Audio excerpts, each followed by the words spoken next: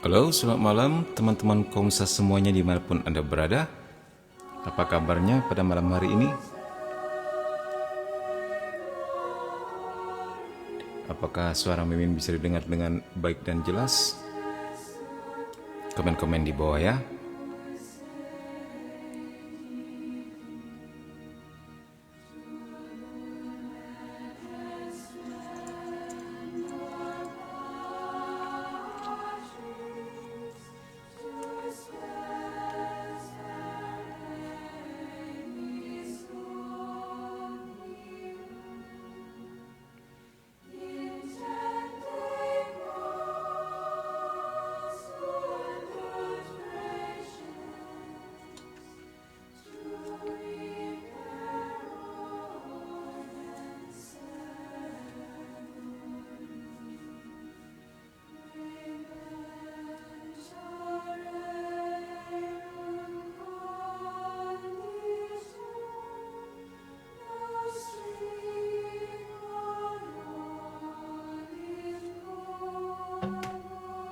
Ya, sambil menunggu teman-temanmu,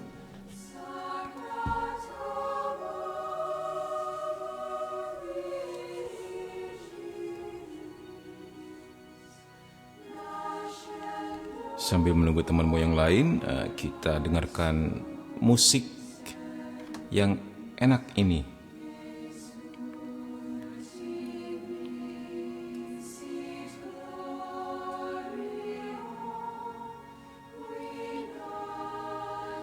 Selamat malam juga. Ya, bagaimana? Apakah semuanya under control, baik suara Mimin maupun suara musiknya? Nanti waktu Mimin memberikan katekese ya, kita kecilin dikit musiknya ya, takut mengganggu.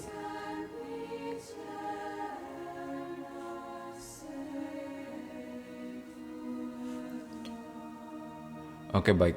Kita mulai dengan doa. Dalam nama Bapa dan Putra dan Roh Kudus, amin. Ya Bapa Surgawi, kami bersyukur dan berterima kasih atas malam penuh rahmat ini, di mana kami boleh Kau berikan waktu untuk bersama-sama berkumpul di sini, menghadiri kembali live pada malam hari ini, untuk mendalami iman kami, terutama lewat katekismus Gereja Katolik. Bukalah mata hati dan pikiran kami, ya Bapa, agar kami mengerti apa yang hendak Kau sampaikan kepada kami, jalan-jalanmu, misteri-misterimu, rahasia-rahasiamu yang ajaib, agar semakin kami mengenalmu, mengenal gerejamu, semakin kami mencintaimu. Bunda Maria, Bunda Gereja, doakanlah kami. Malaikat Mikael, berperanglah bagi kami mengatasi segala godaan dan gangguan pada live malam hari ini. Para malaikat dan orang kudus, berjaga-jagalah di sekitar kami. Kemuliaan kepada Bapa dan Putra dan Roh Kudus, seperti pada permulaan, sekarang, selalu, dan sepanjang segala abad. Amin. Dalam nama Bapa dan Putra dan Roh Kudus. Amin. Baik. Musiknya agak kebesaran, Min. Oke, baik. Kecilin dikit lagi. Nah, ini semoga sudah oke ya. Aman, terkendali, puji Tuhan. Dari mana-mana saja ini parokinya?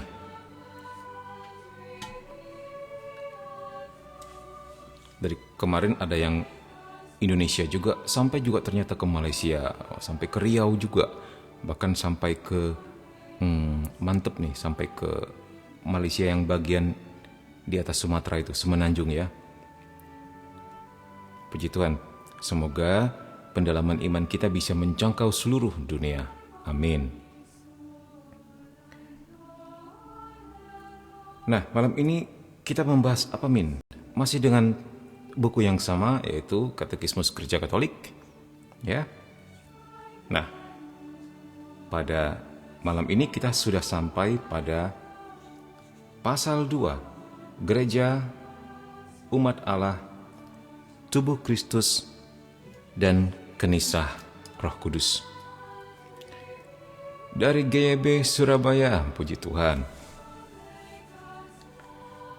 Oke, baik.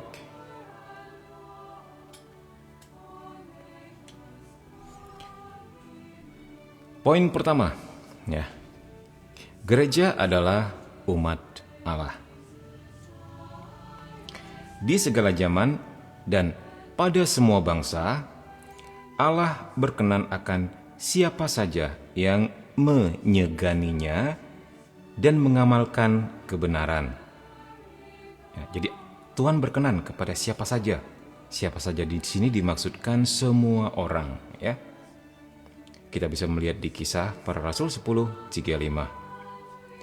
Namun Allah bermaksud menguduskan dan menyelamatkan orang-orang bukannya satu persatu. Iya. Bukannya tanpa hubungan satu dengan yang lainnya. Begitu. Tetapi Allah hendak membentuk mereka menjadi umat yang mengakuinya dalam kebenaran dan mengabdi kepadanya dengan suci. Nah, jadi Tuhan mengundang kumpulan besar. Dia mati, dia bangkit bukan hanya untuk satu orang saja, tapi untuk banyak orang, untuk semua orang, sejauh rahmat-Nya bisa menjangkau mereka semua. Tentu pada akhirnya akan melibatkan kita-kita juga sebagai umat Allah, anggota gerejanya. Begitu ya. Berbahagialah mereka semua yang terlibat dalam pelayanan ini. Maka ia memilih bangsa Israel menjadi umatnya. Mengadakan perjanjian dengan mereka. Ya. Kita geser dulu ya.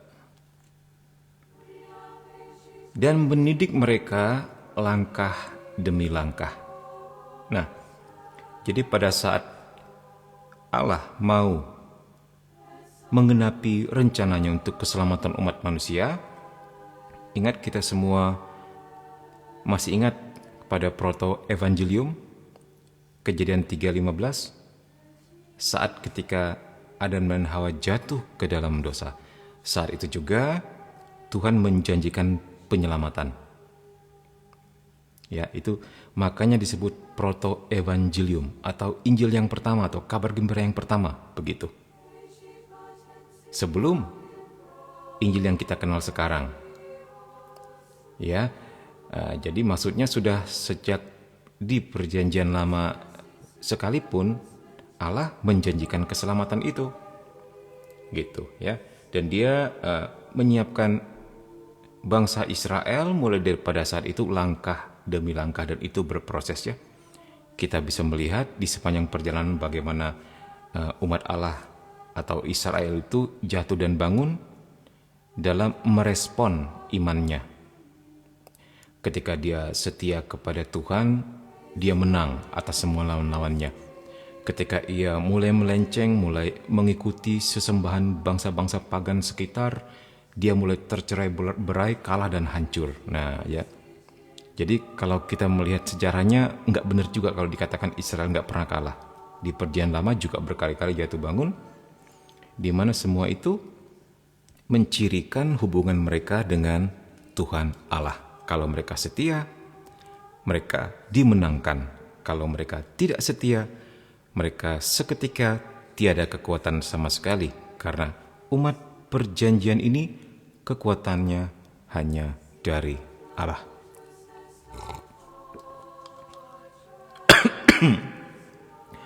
Sorry Mimin sambil batuk-batuk ya karena baru sembuh juga.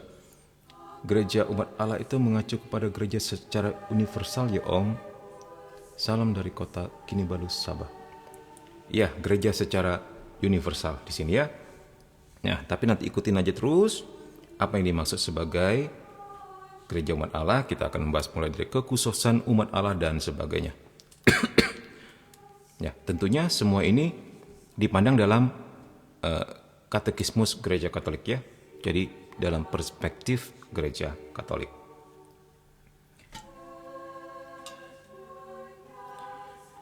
Nah, kita melihat tetapi semua itu telah terjadi untuk menyiapkan dan melambangkan perjanjian baru dan sempurna yang akan diadakan dalam Kristus. Nah, jadi memang tahap demi tahap itu berproses sampai ribuan tahun dan panjang ya.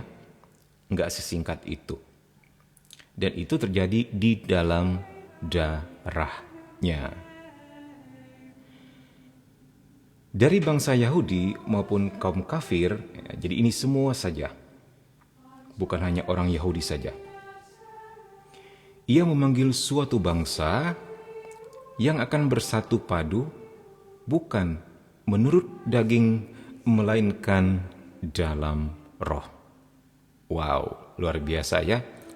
Roh di sini R-nya huruf besar, artinya Roh Kudus.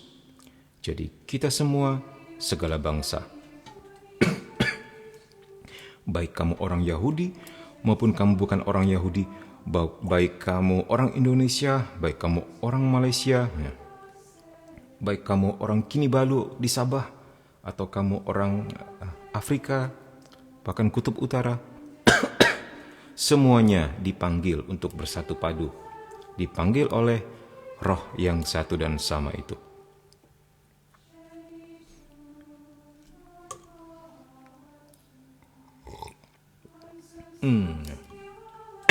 Sorry, masih mudah batuk ini. Mungkin ngomongnya harus sedikit pelan-pelan. Baik, kita akan melihat apa sih kekhususan umat Allah ini. Kenapa dia berbeda dengan umat-umat lainnya? Apa istimewanya? Nah, di sini kita mau lihat ya. Baik, pada artikel 782 dikatakan, umat Allah ditandai dengan kekhususan yang membedakannya dari semua kelompok agama dan bangsa, dari semua kelompok politik dan budaya dalam sejarah. Ya. Ia adalah umat Allah. Jadi Allah bukan milik suatu bangsa secara khusus, tetapi ia telah membentuk satu umat dari mereka yang sebelumnya bukan merupakan bangsa. Jadi,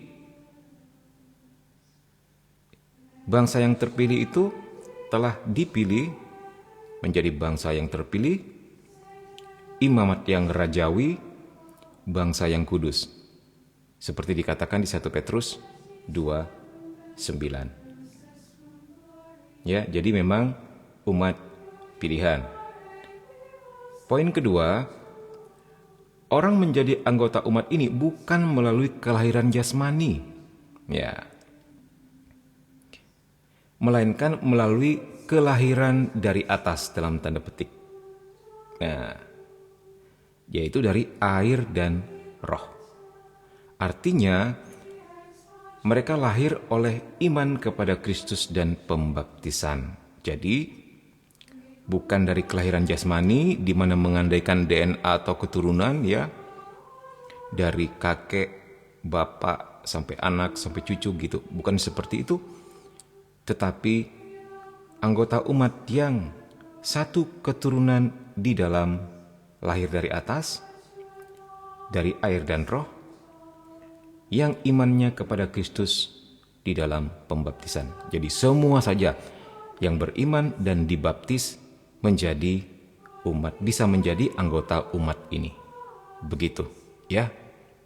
Ini sudah mengatasi segala hal-hal fisik. Iya, baik. Poin berikutnya. Umat ini memiliki Yesus, Sang Kristus, di mana kita tahu Kristus itu adalah artinya terurapi atau Mesias, ya. Dihafalin. Apa artinya Kristus? Kristus itu artinya sama dengan Mesias, sama dengan yang terurapi. Ya. Umat ini memiliki Yesus Sang Kristus sebagai kepala. Nah, jadi umat Allah ini punya Yesus Kristus sebagai sang kepalanya. Dan karena minyak urapan yang satu dan sama, Roh Kudus mengalir dari kepala ke dalam tubuh. Ya, ingat, Kristus adalah kepala dan kita, umatnya adalah tubuhnya. Dan tubuh tersebut adalah umat mesianis. umat yang juga ikut diurapi. Ya, mantap nggak ciri-ciri ini? Berbahagialah ya.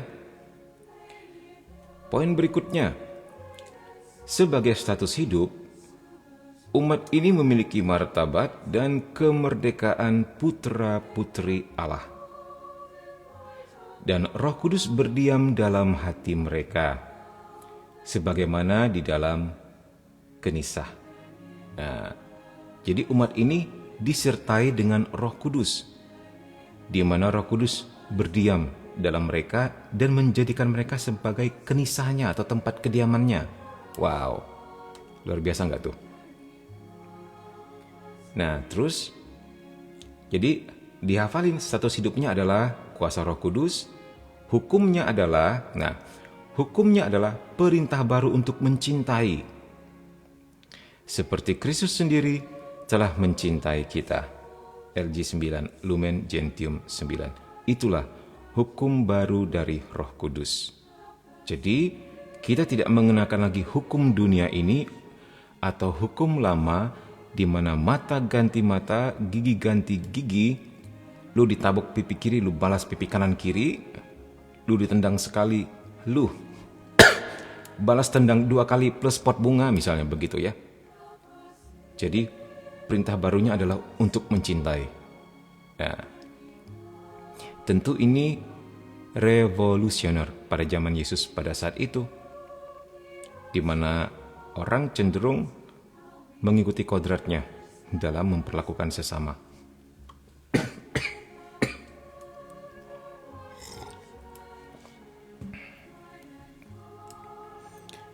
Ya.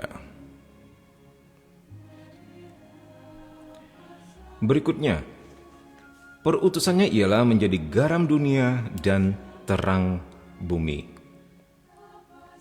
Bagi seluruh bangsa manusia, ia merupakan benih kesatuan, ini maksudnya gereja ya. Jadi kita diutus menjadi terang dan garam, menerangi yang gelap, menggarami yang telah menjadi tawar hatinya, gitu. Bagi seluruh bangsa manusia, gereja merupakan atau umat Allah merupakan benih kesatuan, benih, ya kita ini benih, benih kesatuan, harapan, dan keselamatan yang amat kuat. Bayangkan dunia tanpa gereja, maka dunia akan kehilangan kesatuan, kehilangan harapan, dan yang paling parah, kehilangan keselamatan. Jadi, kita ini amat sangat berharga untuk dunia, untuk menjadi berkat bagi dunia. Bahkan satu orang Kristen aja sangat berharga. Apalagi jika itu sebentuk umat Allah atau sebuah gereja. Ya, status hidupnya kuasa Roh Kudus, hukumnya adalah mencintai, perutusannya tadi menjadi garam dan terang, tujuannya adalah kerajaan Allah, yang oleh Allah sendiri telah dimulai di dunia, untuk selanjutnya disebarluaskan, hingga pada akhir zaman diselesaikan sendiri olehnya juga. Nah, ini dia tujuan kita ya, adalah kerajaan Allah. Allah yang memulai, kita yang melanjutkan, kemudian Allah juga yang akan menyelesaikannya one day di akhir zaman.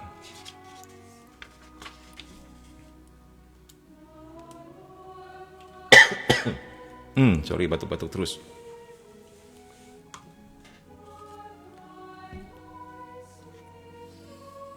Oke.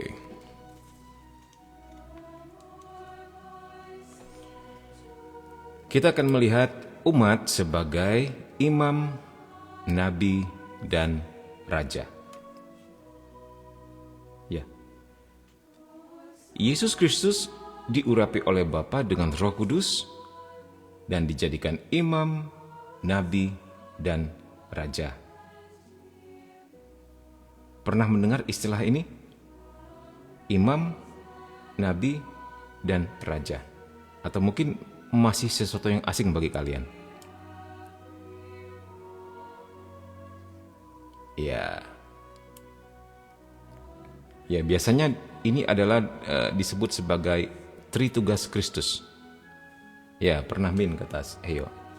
Ya, seringkali disebut sebagai Tritugas Kristus ya. Jabatan kemesiasan, ya bisa dikatakan begitu juga. Lebih sering disebut sebagai Tritugas Kristus adalah imam, nabi, dan raja, di mana kita juga nanti akan menjadi imam, nabi, dan raja dalam artian umum dengan ikut serta dalam peran Kristus ini. Nah, di sini umat juga pada akhirnya menjadi imam, nabi, dan raja. Nah, kita lihat di artikel 783, Yesus Kristus diurapi oleh Bapa dengan Roh Kudus dan dijadikan imam, nabi, dan raja tadi ya. Seluruh umat Allah mengambil bagian dalam ketiga jabatan Kristus ini ya, jabatan mesianis seperti yang dikatakan temanmu tadi ya, dan bertanggung jawab untuk perutusan dan pelayanan yang keluar darinya. Nah, jadi kita pun harus menjadi imam, nabi, dan raja bagi sesama kita. Artikel berikutnya 784. Siapa yang oleh iman dan pembaptisan, jadi iman dan pembaptisan ini gandeng. Kalau kita sudah beriman kepada Kristus, harus dibaptis juga, baru diselamatkan dan masuk ke dalam anggota umat Allah. Ya, nggak cukup hanya beriman saja tapi tanpa dibaptis, atau cuma memandang dari luar. Ya, jadi iman dan pembaptisan ini gandeng. Siapa yang oleh iman dan pembaptisan masuk ke dalam umat Allah, maka mendapat bagian dalam panggilan khusus umat ini. Ialah panggilan sebagai apa tadi? Ya, sebagai imam. Nah, nanti kita akan lihat sebagai nabi dan juga sebagai raja ya. Kita lihat sebagai imam dulu. Kita semua tahu Kristus Tuhan imam agung yang dipilih dari antara manusia. Ibrani 5:1-5 ya. Kristus tersebut menjadikan umat baru kerajaan dan imam-imam bagi Allah dan Bapanya. Kita lihat di Wahyu 1:6 dan juga Wahyu 5:9-10 ya. Jadi Kristus menjadikan kita sebuah kerajaan dan imam-imam juga bagi Allah dan Bapanya. Begitu loh. Sebab mereka yang dibaptis karena kelahiran kembali dan karena pengurapan Roh Kudus disucikan menjadi kediaman rohani dan imamat suci. Nah, dengan sendirinya karena rahmat pembaptisan tersebut, kita pun menjadi imam juga. Gitu ya.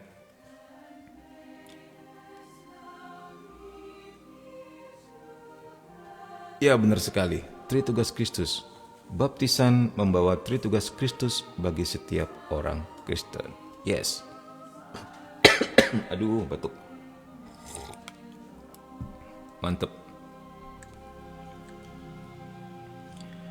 Nah, kemudian artikel berikutnya 785.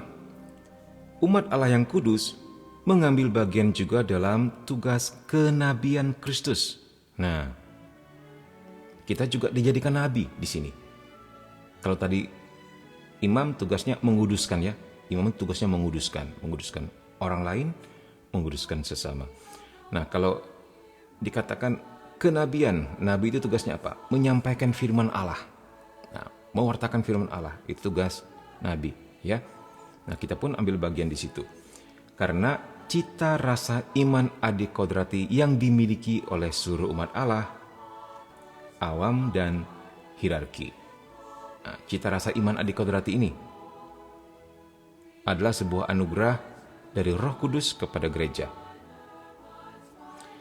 Karena cita rasa iman itu, umat berpegang teguh pada iman yang sekali telah diserahkan kepada para kudus. Mereka memahaminya semakin dalam dan makin menjadi saksi Kristus di tengah dunia ini. Nah, ini para kudus yang paling paham tentang rahmat ini. Ya. Di mana mereka menggalinya lebih dalam lagi dan akhirnya menjadi suci karenanya. Itu dia, dan kita pun diharapkan seperti itu. Nah, dikatakan seluruh umat di sini ya, yang juga menjadi nabi, bukan hanya hierarki. Umat, awam, dan hierarki. Oke, poin berikutnya 786.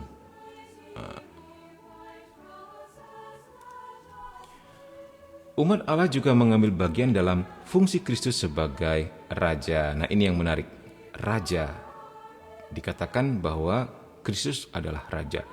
Dan kita pun ambil bagian menjadi Raja juga. Tapi Raja yang seperti apa? Orang Yahudi telah salah faham tentang ini. Dipikirnya Mesias itu yang datang nanti haruslah seperti Raja Daud. Seorang raja dalam arti politik. Tetapi mereka kecewa kalau seandainya Yesus adalah Mesias yang terjanji itu, karena dia bukan seperti Raja Daud, lahir di kandang domba, orang yang miskin papa, bahkan mati disalib. Bukan seperti itu yang mereka nantikan, sehingga mereka sampai sekarang masih menantikan. Nah, sekarang apakah kita juga akan salah paham tentang hal ini? Apa sebenarnya raja yang ditawarkan Kristus kepada kita? Kita lihat ya. Kristus menjalankan fungsi rajanya dengan menarik semua orang kepada dirinya oleh kematian dan kebangkitannya. Masih ingat ayatnya? Yohanes 13:32. Itu kan ada lagunya. Dia harus makin bertambah, ku harus makin berkurang. Nama Yesus saja disembah, ku di tempat paling belakang. Bila Yesus ditinggikan dan salibnya dinyatakan, pasti dia menarik semua orang datang kepadanya sekarang. Iya, betul. Raja yang melayani. Yes, tepat sekali Kisana. Anda berhak mendapat bintang. Mantap. John Giovanni. Benar sekali. Kristus, Raja dan Tuhan semesta alam, kamu bayangkan. Dia Raja dan Tuhan semesta alam loh. Telah menjadikan diri sebagai pelayan semua orang. Gila nggak tuh? Karena ia tidak datang untuk dilayani seperti raja-raja pada umumnya. Kalau datang kan pasti dilayani. Pasti punya bodyguard. Pasti punya dayang-dayang. Pasti punya petugas-petugas. Tapi Yesus, Raja dan Tuhan semesta alam ini, ia datang tidak untuk dilayani Kisana, tetapi untuk melayani dan untuk memberikan nyawanya sebagai tebusan bagi banyak orang. Berbeda sekali, bukan? Berbeda sekali. Yesus telah membalik piramida seorang raja. Kalau kita lihat dalam teori umum seorang raja ya, kalau kita bayangkan sebuah piramid, segitiga begini. Raja adalah puncak di atas, yang dilayani semua orang di setiap lapisan-lapisan ini ya. Yesus membalik semuanya. Dia sebagai raja, dia di titik yang paling rendah dan melayani semua orang di sini. Sebuah piramida kebalikan. Tepatlah kalau para ahli manajemen atau ilmu-ilmu tentang kepemimpinan leadership mengatakan Yesus adalah the servant king, raja yang melayani, the servant king. Ya. Nah, untuk seorang Kristen mengabdi Kristus berarti dalam tanda petik meraja. Ya, ini dia. Ya, maksudnya melayani, ya. Terutama dalam orang-orang yang miskin dan menderita, di mana gereja mengenal citra pendirinya sebagai yang miskin dan menderita. Nah, di sini kita bisa lihat, kita justru menjadi raja dengan melayani sesama yang miskin dan menderita. Ya. Bukan justru untuk dilayani. Nah, ini hal yang tentunya bertolak belakang dengan nilai-nilai dunia ini.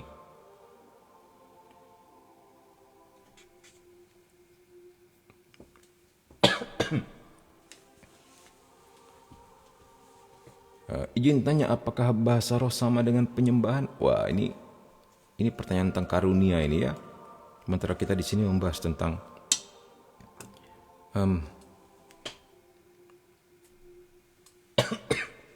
sebentar, minum batuk-batuk dulu.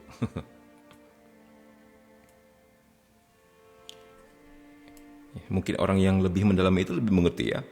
Itu kan lebih ke biasanya orang yang terlibat dalam gerakan pembaruan karismatik ya. Tapi sejauh yang Mimin tahu dan berteman sama teman-teman yang terlibat dalam kegiatan karismatik, mereka mengatakan pada saat mereka berbahasa roh, mereka menyembah Tuhan. Hati mereka tahu mereka menyembah Tuhan. Ya, nanti ada beberapa ciri lagi dari bahasa roh. Ada beberapa jenis begitu. Ya, tapi nanti pertanyaan ini boleh diperdalam lagi kepada mereka yang terlibat dalam gerakan pembaruan karismatik ya.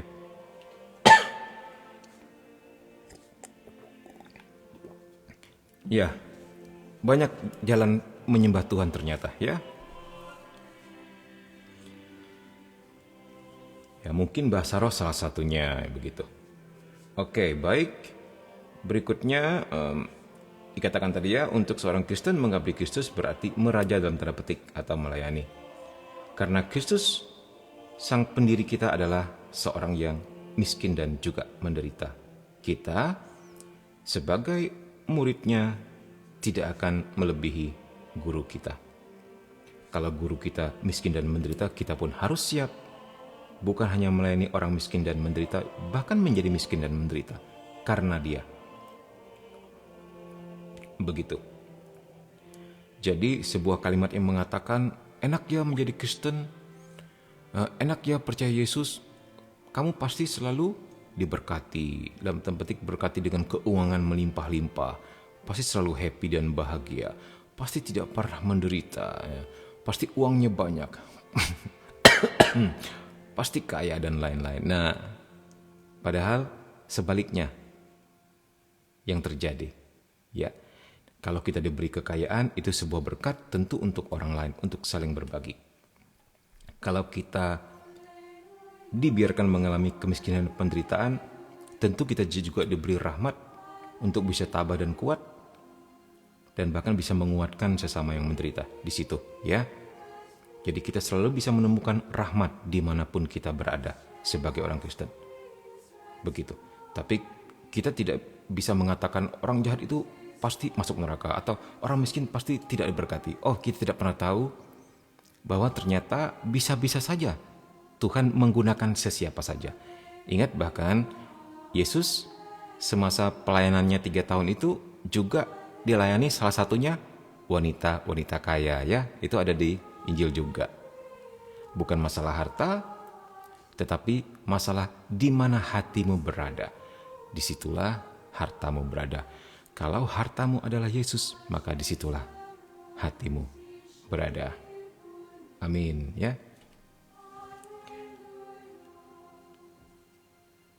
Mantap. Aduh, Mimin sambil batuk-batuk ya. Sambil sedikit-sedikit membasahi kerongkongan.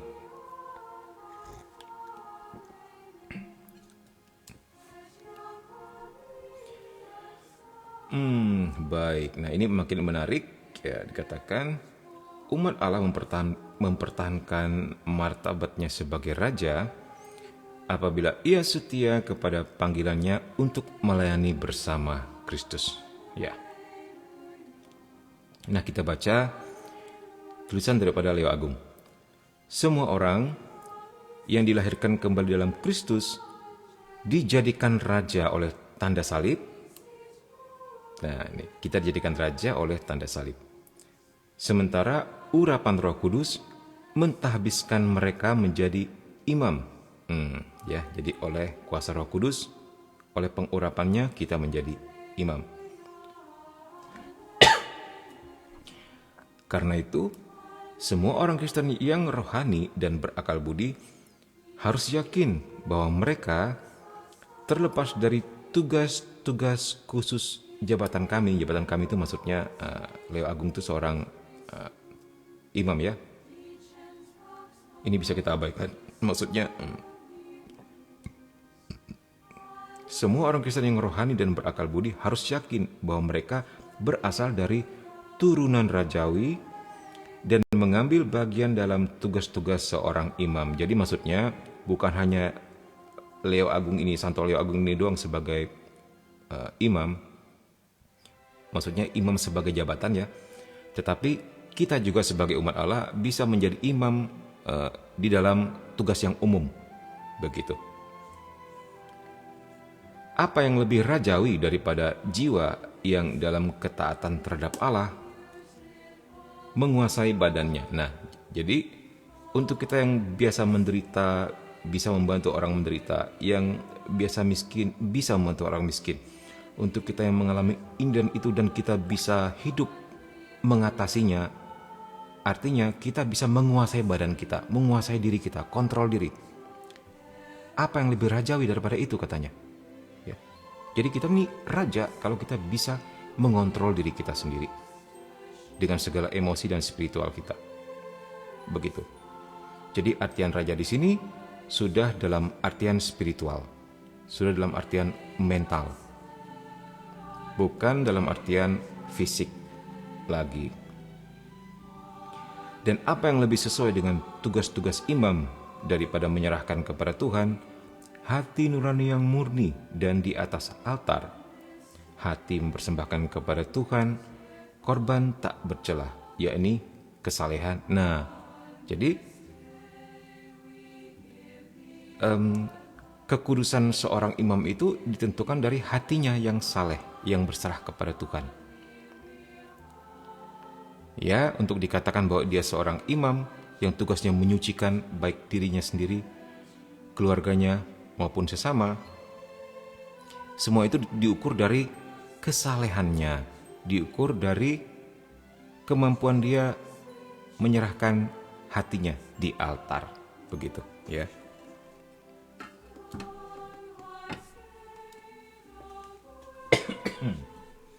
Masih batuk.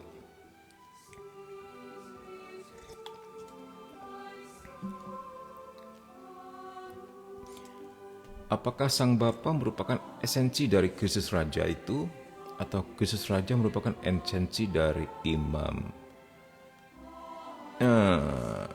Itu tritugas Kristus. Tritugas Kristus adalah sebagai imam, nabi, dan raja.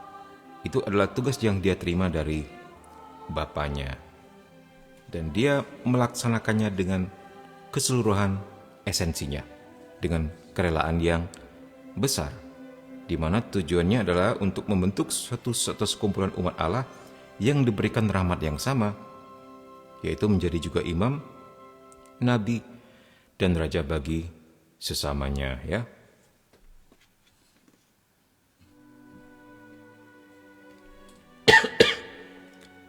Baik, kita melihat di sini poin selanjutnya, gereja adalah tubuh Kristus.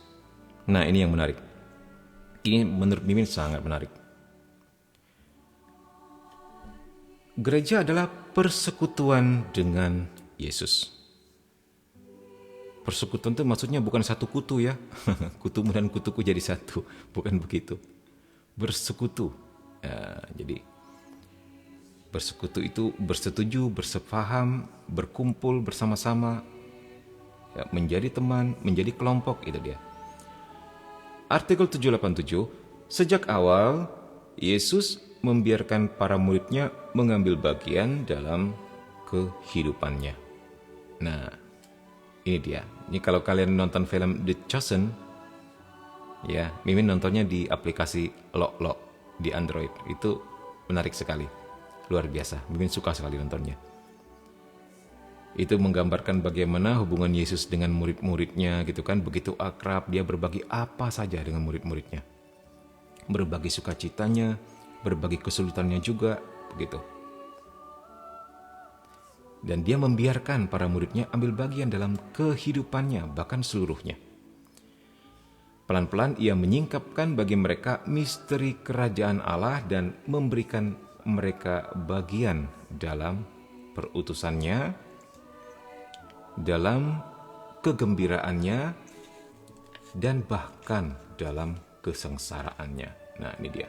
Jadi komplit di situ ya, keseluruhan kehidupannya.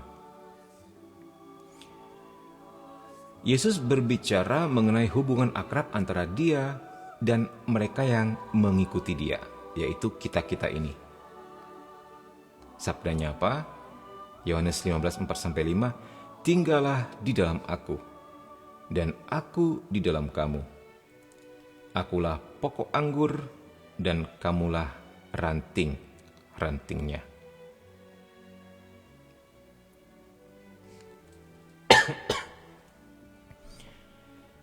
Dan ia menyatakan satu persekutuan yang penuh rahasia, ya, karena however itu sebuah misteri ya.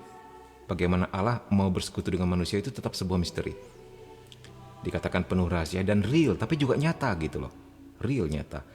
Antara tubuhnya dan tubuh kita. Kita bisa lihat Yohanes 6:5-6, barang siapa makan dagingku dan minum darahku, ia tinggal di dalam aku dan aku di dalam dia. Nah, ya. Ini sesuatu yang mutlak. Agar Yesus tinggal di dalam kita dan kita tinggal di dalam dia, kita harus makan daging dan darahnya. Tentu ini berbicara tentang Ekaristi, ya. Yang kita yakini sungguh-sungguh, yang kita terima itu adalah tubuh dan darah Kristus itu sendiri ketika roti dan anggur itu setelah dikonsekrasi. 788. Nah, ketika ia tidak hadir lagi secara kelihatan di tengah murid-muridnya, ya, Yesus tidak meninggalkan mereka sebagai yatim piatu. Ia menjanjikan tinggal beserta mereka sampai akhir zaman dan mengutus kepada mereka rohnya atau Roh Kudus ini ya. Nah, dalam arti tertentu persekutuan dengan Yesus dipererat lagi. Ya, jadi sudah lebih daripada hal-hal fisik ketika dia meninggal. Ketika Yesus masih hidup, dia hanya bisa mengumpulkan 12 rasul dan 70 murid dan beberapa orang lagi ya. Ketika dia meninggal, ketika dia mengutus Roh Kudusnya, bahkan lebih luas lagi dan dipererat lagi, sebab ia telah mengumpulkan saudara-saudarinya dari segala bangsa. Dengan mengaruniakan rohnya, ia secara gaib, secara ajaib membentuk mereka menjadi tubuhnya. Ya, ini berbicara tentang gereja adalah tubuh Kristus. Ya.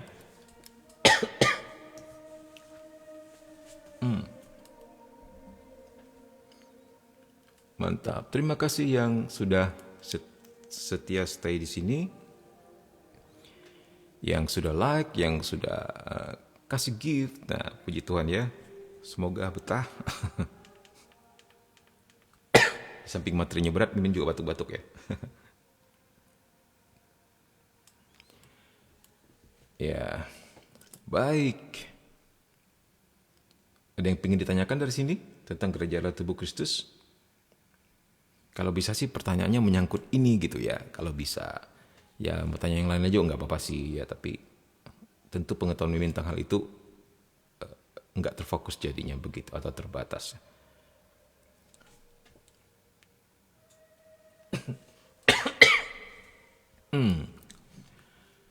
Baik, kalau tidak ada kita lanjut ya.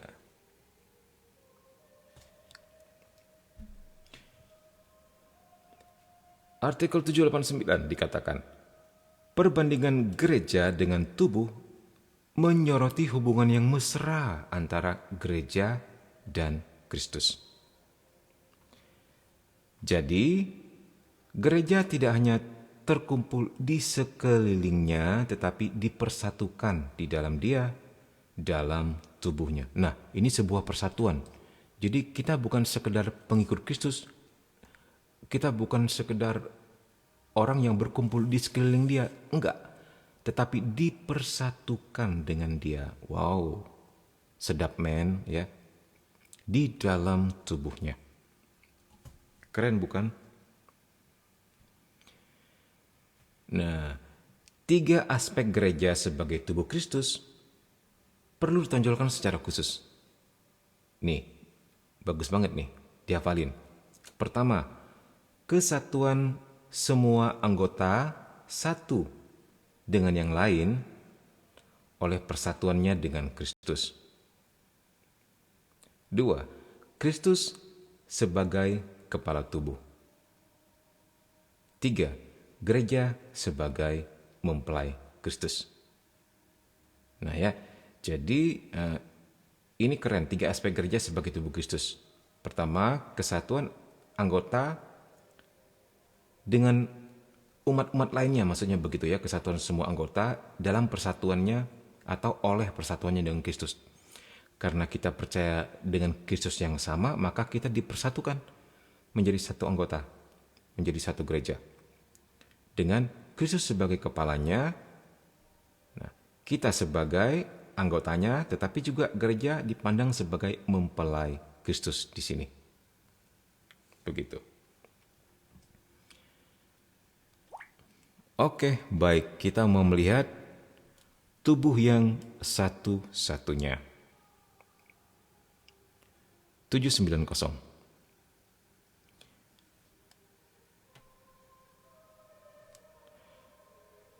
Orang beriman yang menjawab sabda Allah dan menjadi anggota tubuh Kristus dipersatukan secara erat dengan Kristus. Nah, jadi untuk dipersatukan secara erat dengan Kristus, kita harus menjawab sabda Allah dan harus menjadi anggota tubuh Kristus itu sendiri ya. Karena dalam tubuh itu hidup Kristus dicurahkan ke dalam umat beriman, begitu. Yesus mencurahkan dirinya sendiri ke dalam tubuhnya yang adalah kita sebagai gereja. Lewat apa? Lewat sakramen-sakramen. Nah, itu dia ya. Melalui sakramen-sakramen, mereka itu secara rahasia namun nyata ya. Ini rahasia itu maksudnya misteri ya, itu misteri Allah. Bagaimana hal yang fisik bisa diberkati seperti roti dan anggur bisa menjadi tubuh dan darah Dia ya. Itu rahasia, sebuah misteri namun nyata. Dan karena itu dipersatukan dengan Kristus yang telah menderita dan dimuliakan.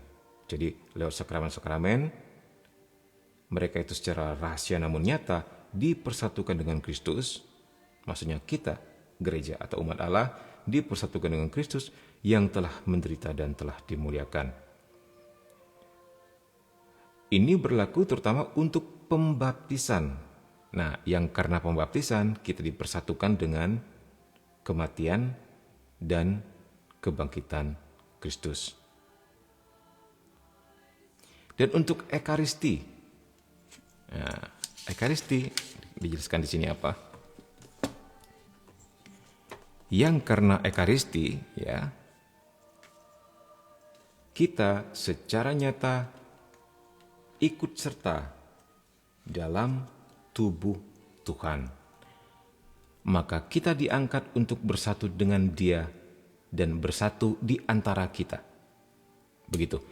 Jadi karena pembaptisan dan ekaristi, kita diangkat untuk bersatu dengan Yesus yang adalah kepala tubuh kita ini. Tapi bukan hanya dengan Yesus saja, tapi dengan semua anggota-anggota yang memiliki iman dan pembaptisan yang sama. Nah, kita bahas lagi tenggorokan Mimin.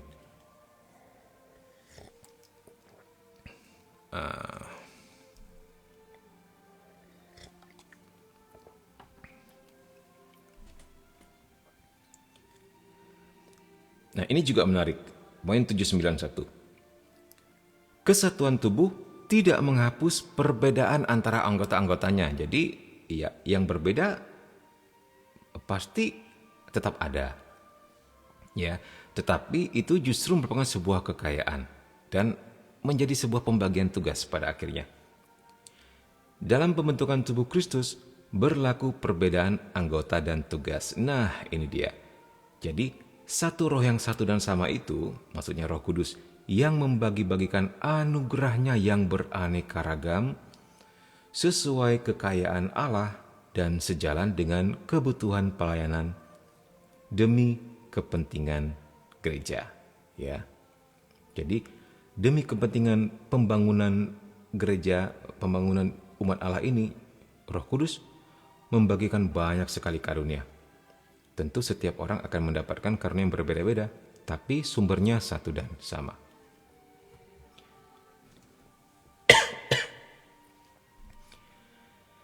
Kesatuan tubuh mistik menyebabkan dan mengembangkan di antara kaum beriman cinta satu sama lain. Nah, kesatuan tubuh mistik.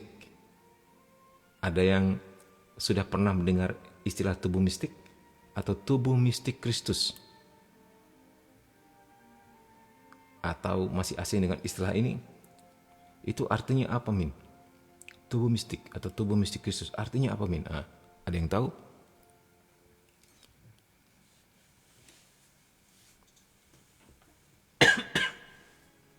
Makin banyak ngomong, makin batuk, tapi enggak apa-apalah. Pewartaan harus tetap jalan ya.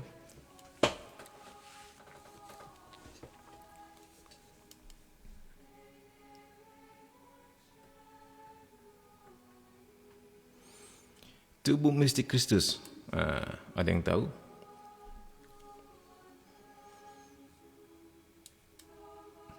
Ya, mistik itu sendiri artinya mistis, misteri. Jadi tubuh kita ini, ya, tubuh maksudnya tubuh mistik Kristus ini, yang di dalamnya adalah kita sebagai umat Allah, itu tersebar di seluruh dunia, dan bukan hanya dunia, ya, yang disebut gereja adalah gereja yang sedang berjuang di dunia, gereja yang sudah bahagia di surga, dan gereja yang sedang menderita di api pencucian. Ini adalah tubuh mistik Kristus. Dan ketiga ini tidak pernah terlepas, sebab ketiga-tiganya hidup di dalam Kristus. Dan Yohanes 11:25 mengatakan apa? Yohanes 11:25. Ayo kita buka.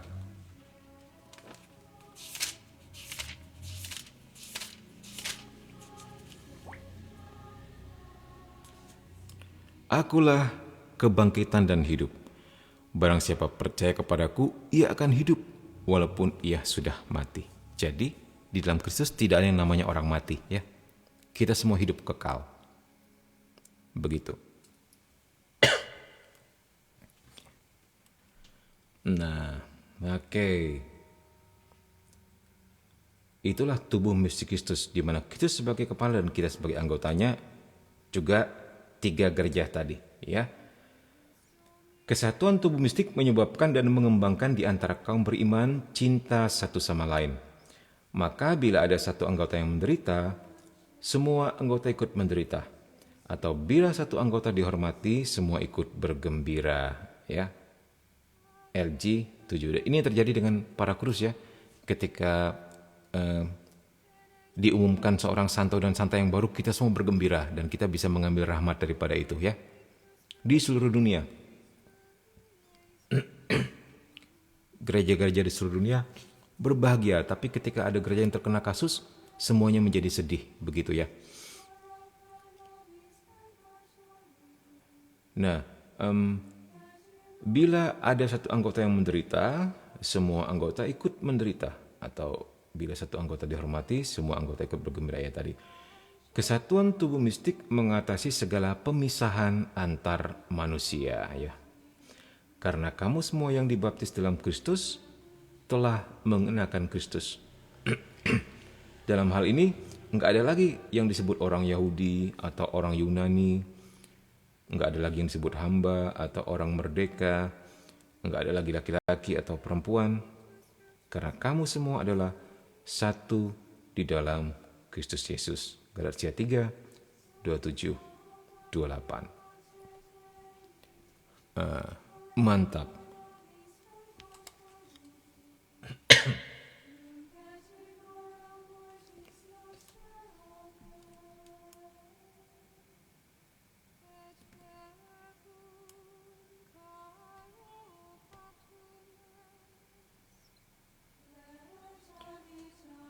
Oke, kita lanjut. Kristus adalah kepala tubuh. Nah, ini. 782. Kristus adalah kepala tubuh, tetapi tubuh adalah gereja. Kolose 1:18. Ya. Kristus adalah asal ciptaan dan penebusan. Ditinggikan dalam kemuliaan Bapa. Dialah yang lebih utama dalam segala sesuatu. Kolose 1:18. Terutama dalam gereja, melaluinya ia menyebarluaskan kerajaannya atas segala sesuatu. Nah, jadi Kristus ini yang adalah yang paling utama, yang adalah yang paling tinggi, yang paling mulia, yang diutamakan lebih dari segala sesuatu, menyebarluaskan kerajaannya melalui tubuhnya yang adalah kita-kita ini, yang adalah gereja, menyebarluaskan kerajaannya. Jadi dia pakai kita. Dia pakai kita sebagai alatnya. 793. Ia mempersatukan kita dengan Paskahnya. Maksudnya penderitaan dan kebangkitannya ya. Semua anggota harus berusaha untuk menyamai dia. Nah, sampai ia, maksudnya Yesus, terbentuk dalam mereka. Kita lihat Galatia 4:19. Jadi kita diharapkan bisa menyamai Yesus. Tentu dalam hal kesucian, dalam hal kebaikan, dalam hal kekudusan ya. However, memang kita tidak akan pernah bisa menyamai dia. Tetapi dialah sebuah tujuan bagi kita. Kita punya sebuah prinsip yang sangat ideal, seseorang yang menjadi panutan dan harus kita tuju dan ikuti. Kesuciannya, firman-Nya, kelemah lembutannya, kekuatannya, belas kasihnya terhadap orang yang menderita dan orang miskin, hal-hal seperti ini. Sampai Yesus itu sendiri terbentuk di dalam diri kita. Maka itu kita diperkenankan memasuki misteri-misteri hidupnya. Nah ya, kita diizinkan mengalami misteri hidup Kristus tuh. Terutama dalam diri stigmatis ya, mereka yang mendapatkan karunia luka-luka Kristus, ambil bagian dalam penderitaannya. Itu disamakan dengannya, ikut mati dan bangkit bersamanya, hingga kita ikut memerintah bersama dengannya. Nah ini dia. Masih ingatkan lagu? Ku mau sepertimu Yesus, disempurnakan selalu dalam segenap jalanku, memuliakan namamu. Ada yang tahu lagu itu?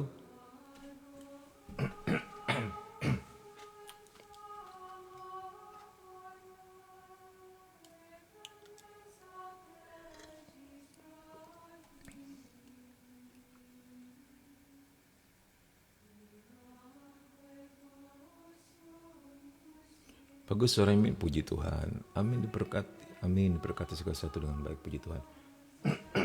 Aduh, ini soal lagi batuk.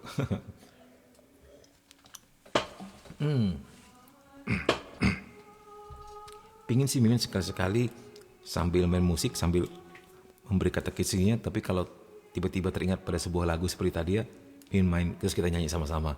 Wah itu keren kayaknya ya. Tapi Mimin pikir lagi, nanti terpecah orang yang hadir di live ini.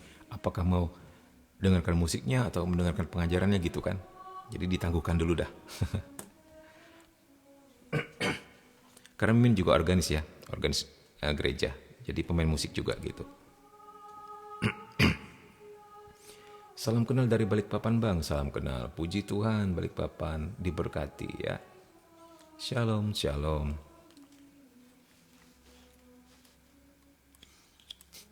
Dua-duanya Bang. Nanti sekali-sekali coba kita buat ya. Kita buat deh sekali-sekali. Jadi di sini ada piano, di sini ada buku. Keren ya. Jadi seperti tadi deh, ketika sedang berkata kese, tiba-tiba teringat sebuah lagu apa, wah kita langsung nyanyi gitu. kayaknya keren gitu, tapi nyanyi mesti sama-sama gitu. Mimin cuma pimpin doang. Ya, sekali-sekali deh. Nanti lihat bagaimana. Kalau ternyata banyak yang happy, ya udah kita lanjutin gitu ya. Siap Bang, mantap. Cerita apa nih Bang? Nih kita cerita tentang Katekismus Gereja Katolik. Kita lagi membahas tentang Kristus adalah kepala tubuh.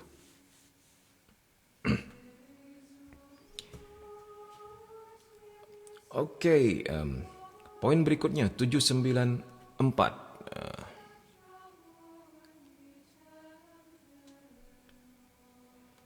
Iya maksudnya Kristus ya, memperhatikan pertumbuhan kita. Ya. Kita bisa melihat di Kolose 2:19. Coba kita buka. Kolose 2:19. Lain kali boleh nih dibawa kitab sucinya setiap hari di live-nya Mimin. Kolose 2:19.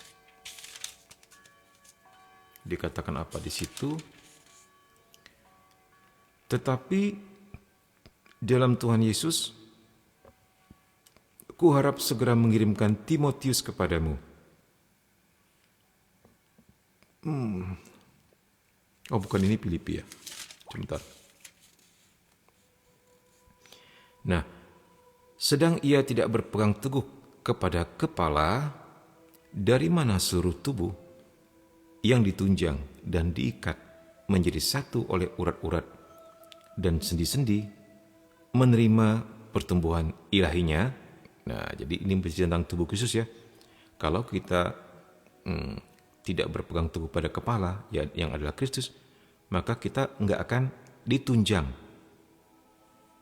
nggak akan menjadi satu, nggak akan menerima pertumbuhan ilahi.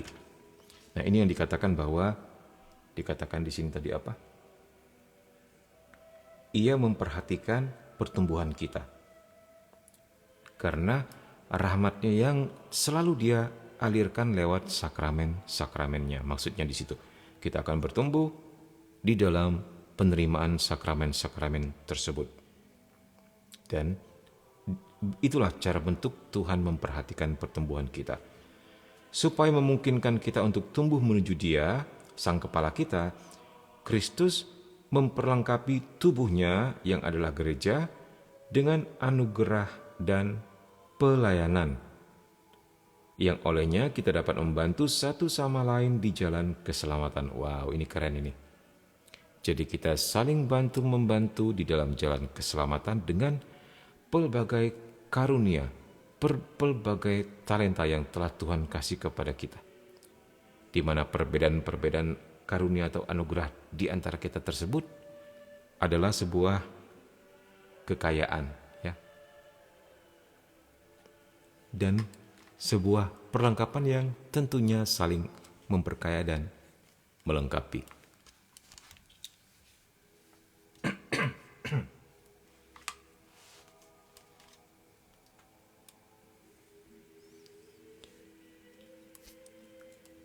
Aliran teologi bermacam ya Pak.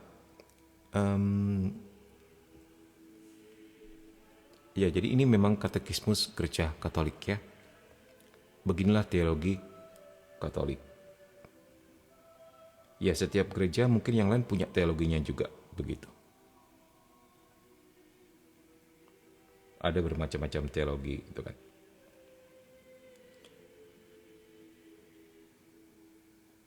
Nah, kemudian dengan demikian Kristus dan gereja membentuk Kristus paripurna atau Kristus totus. Gereja bersatu dengan Kristus. Para kudus sangat sadar akan kesatuan ini. Nah, jadi bercerita tentang Kristus yang adalah kepala tubuh dan kita anggota-anggotanya, gitu ya, di mana gereja karena itu bersatu dengan Kristus. Yang paling sadar tentang hal ini adalah para kudus. Nah, kita melihat berbagai macam komentar mereka ya. Pertama dari Santo Agustinus.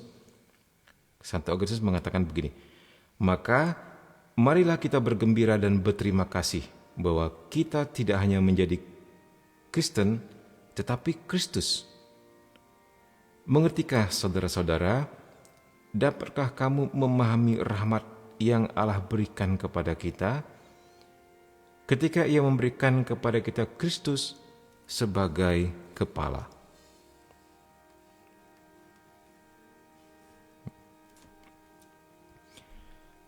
Kagumilah, bergembiralah, kita sudah menjadi Kristus. Nah, dalam arti ini, karena Kristus adalah kepala dan kita adalah tubuhnya, jadi kita pun dipersatukan menjadi satu tubuh.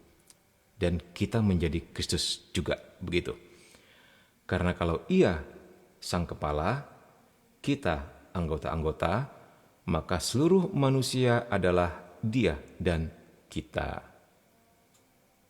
Kepenuhan Kristus adalah kepala dan anggota-anggota. Apa artinya kepala dan anggota-anggota? Artinya tak lain dan tak bukan Kristus dan gereja, kata Santo Agustinus. Nah, kita melihat lagi dari Santo Gregorius Agung. Penebus kita ternyata satu pribadi dengan gereja kudus yang telah ia miliki. Nah, ini hendak menggambarkan betapa erat persatuan itu ya. Tentu ini bahasa-bahasa saleh begitu ya. Terus Thomas Aquinas, kepala dan anggota-anggota seakan-akan merupakan satu pribadi mistik. Nah, iman yang diajarkan oleh guru-guru iman yang kudus dan perasaan sehat umat beriman terungkap dalam perkataan Santa Jeanne d'Arc kepada hakim-hakimnya. Tentang Yesus dan gereja, saya berpendapat bahwa semuanya itu adalah satu dan bahwa orang tidak perlu mempermasalahkannya lagi. Nah, mungkin kalian tahu ini. Jeanne d'Arc, sering ada filmnya itu. Seorang perempuan yang pakai pakaian perang dalam membela Prancis. Dia adalah salah satu orang kudus Katolik. Ya, cuman kalau di film kan sudah dibuat bagaimana gitu ya. Cerita aslinya dialah seorang santa. Ya.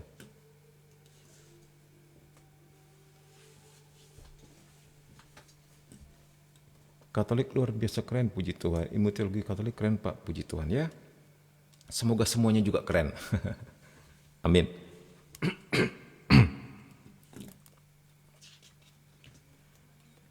Nah, sekarang ini yang tidak kalah menarik. Gereja adalah mempelai Kristus. Ya.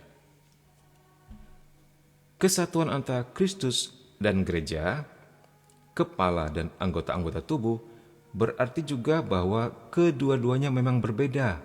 Satu dari yang lain, tetapi berada dalam hubungan yang sangat pribadi. Ya, however, tetaplah kita dan Kristus berbeda, tetapi terhubung. Begitu maksudnya.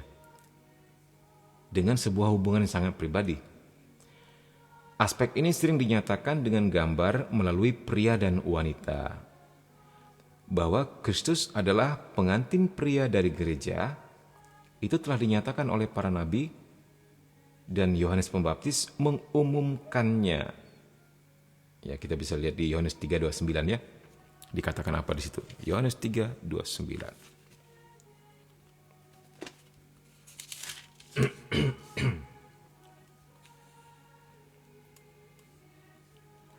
Yang empunya mempelai perempuan ialah mempelai laki-laki. Tetapi sahabat mempelai laki-laki yang berdiri dekat dia dan yang mendengarkannya sangat bersukacita mendengar suara mempelai laki-laki. Itulah sukacitaku, dan sekarang sukacitaku itu penuh. Nah, ini sedang menceritakan Yesus dengan para muridnya, ya, menggambarkan Yesus sebagai mempelai pria dan para muridnya yang adalah sebenarnya mewakili kita juga sebagai umat Allah, mempelai wanita. Tuhan sendiri menyebut diri sebagai pengantin pria. Kita bisa lihat di Markus 2:19. Sang Rasul melukiskan gereja dan setiap umat beriman yang adalah anggota tubuh Kristus sebagai seorang mempelai wanita yang ia tempatkan sebagai dalam tanda petik tunangan Kristus Tuhan, supaya ia menjadi satu roh dengan Dia. Ya, gitu ya. Jadi ini gereja yang dipandang sebagai mempelai daripada Kristus. Ia maksudnya gereja adalah pengantin wanita tanpa cacat dari anak domba yang tanpa cacat, yang Kristus kasihi, dan untuknya ia telah menyerahkan dirinya untuk menguduskannya. Efesus 5, 25, 26. Yang telah ia ikat dengan dirinya melalui perjanjian abadi dan yang ia rawat seperti tubuhnya sendiri. Wow, luar biasa ya. Nah, kita lihat apa yang dikatakan Santo Agustinus di sini. Seluruh tubuh Kristus, kepala dan tubuh, satu dari yang banyak. Apakah kepala yang berbicara atau tubuh yang berbicara? Selalu Kristuslah yang berbicara. Ia berbicara baik dalam peranannya sebagai kepala maupun dalam peranan tubuh. Apa yang tertulis? Keduanya menjadi satu daging. Itu adalah rahasia yang sangat dalam. Saya mengenakannya kepada Kristus dan gereja. Jadi Santo Agustinus menginterpretasikan ayat tersebut, keduanya menjadi satu daging, sebagai Kristus dan gereja, begitu. Dan Tuhan sendiri berkata dalam Injil, jadi mereka bukan lagi dua, melainkan satu daging. Nah, Matius 19:6. Seperti kamu tahu, ada dua pribadi, tetapi di pihak lain hanya satu oleh hubungan perkawinan. Sebagai kepala, ia menamakan diri mempelai pria. Sebagai tubuh, ia adalah mempelai wanita. Nah, ini ungkapan dari Santo Agustinus.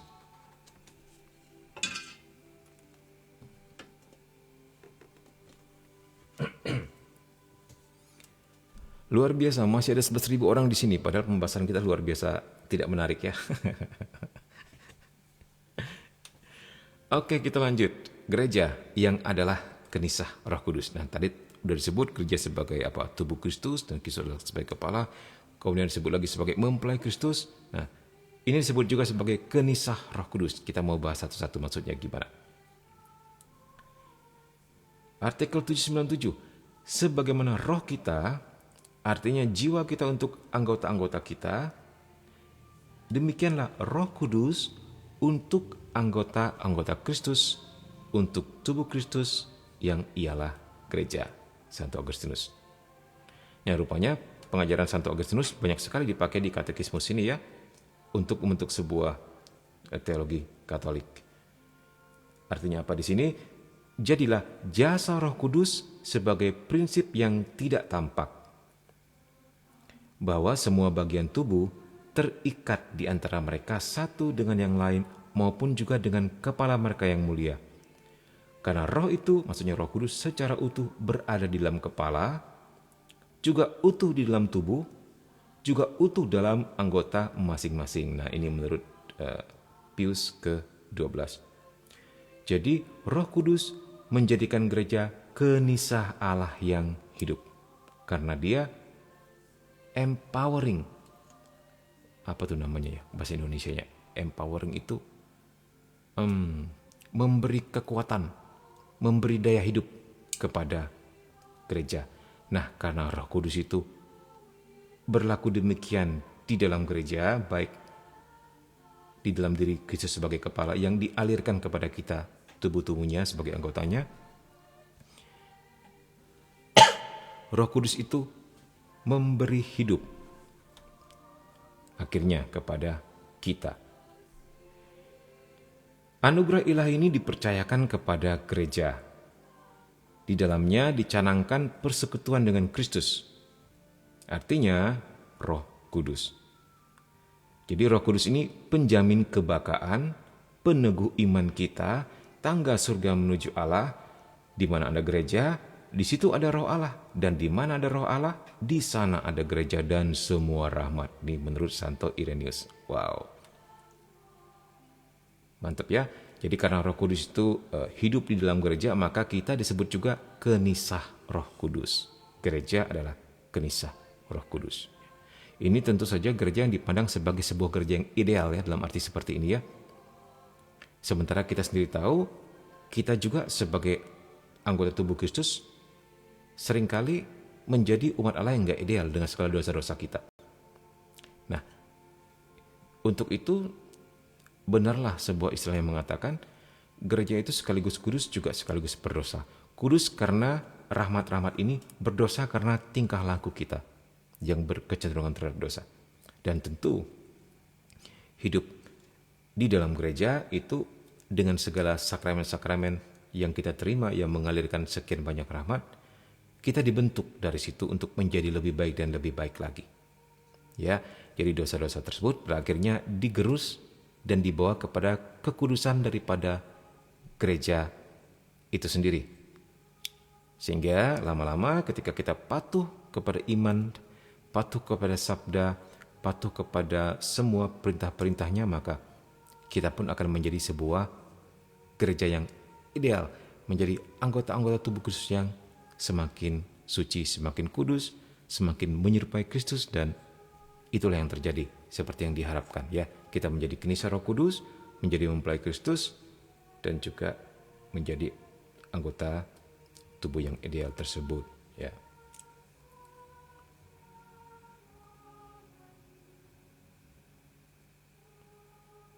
Sampai berkah dalam, mantap.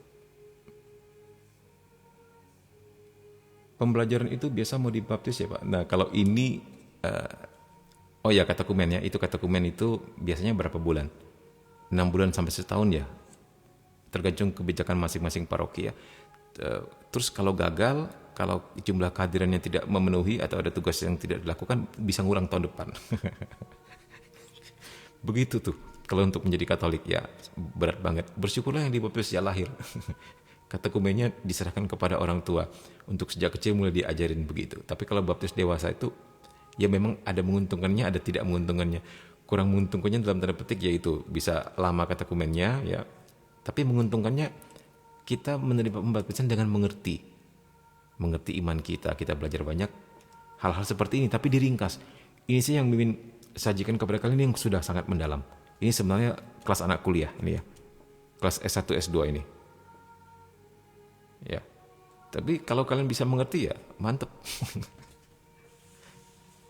Ini aja dari ringkasannya, namanya kompendium, tapi Mimin nggak pakai karena pernah pakai sekali.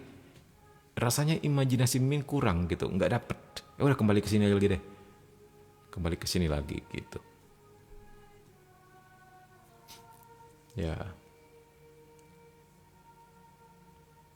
Sampai berkah dalam juga. Santo Irenaeus murid Polikarpus, Polikarpus muridnya Rasul Yohanes. Yes, mantep. Hehe, saling kenal nih Heo sama Santo Yosafat ini. Cakep nih bahas Roh Kudus. Aduh, saya mau jadi Katolik nih. Puji Tuhan, emang sebelumnya apa? Nah itu boleh tanya sama Santo Yosafat. Nah itu tuh. Ngerti saya pembelajaran iman Katolik hampir 6 bulan dan 1 tahun. Wah mantep, luar biasa. Emang domisili di mana Rangga? Tinggal cari gereja Katolik terdekat, nanti bisa konsul ke sekretariatnya gitu. Daftar aja di situ. Ya. Selama di online boleh chatting-chatting sama Mimin di DM sini maupun di Telegram. Ya. Di Telegram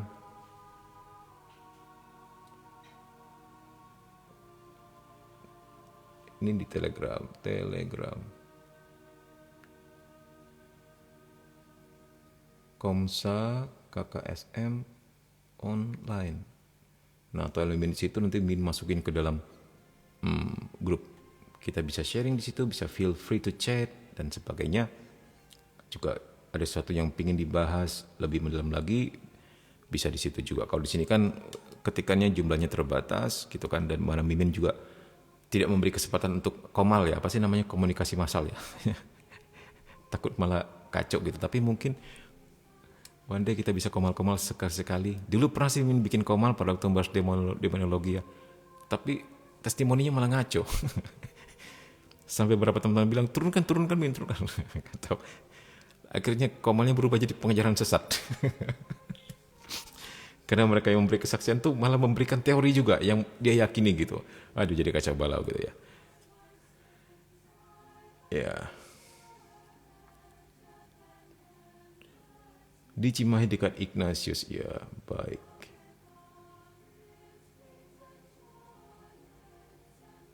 Om Rangga dari kemarin gitu dia, maksudnya gimana nih? Sebenarnya jadi katekumenen kalau serius nggak ribet kok, cuman kalau nggak konsisten dalam imannya ya susah sih. Ya memang itu menuntut sebuah konsistensi memang ya memang. Salut saya sebenarnya dengan orang-orang yang baptis dewasa itu. Mereka menyiapkan waktunya gitu. Benar-benar orang yang benar-benar niat karena kalau nggak niat dan jumlah kaderan kurang atau dia punya kesibukan gimana-gimana, nih ada satu teman Mimin ya dari agama lain, agama apa ya Min lupa, entah Kelenteng kah atau Konghucu gitu, nggak pernah bisa ikut katekumen karena dia kerja sampai jam 8 malam atau gimana gitu, sementara katekumennya mulai jam 7 sampai jam 9 setiap hari Rabu malam misalnya seperti ini. Nah baik sih seandainya di paroki punya kebijakan khusus untuk orang-orang yang waktunya seperti ini ya, mungkin dia memiliki waktu atau boleh belajar private dengan orang tertentu yang ditunjuk mungkin begitu, jadi nggak ikut yang kerumunan massal begitu kan ya. Mungkin apakah sudah diterapkan seperti itu Mimin nggak tahu, tapi baik sebenarnya kalau ada ya, karena however tidak semua orang yang memang bisa mengikuti prosedur normal.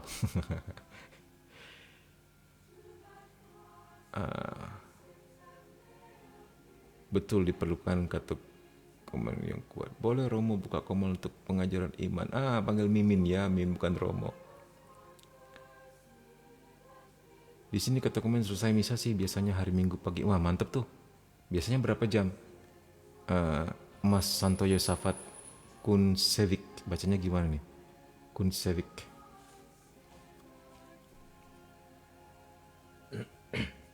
Iya, sambil kita ya semoga Mas Rangga secepatnya bisa menemukan itu ya, kesempatan untuk katekumen 2-3 jam. Wah mantap, pulangnya langsung makan bersama gitu ya.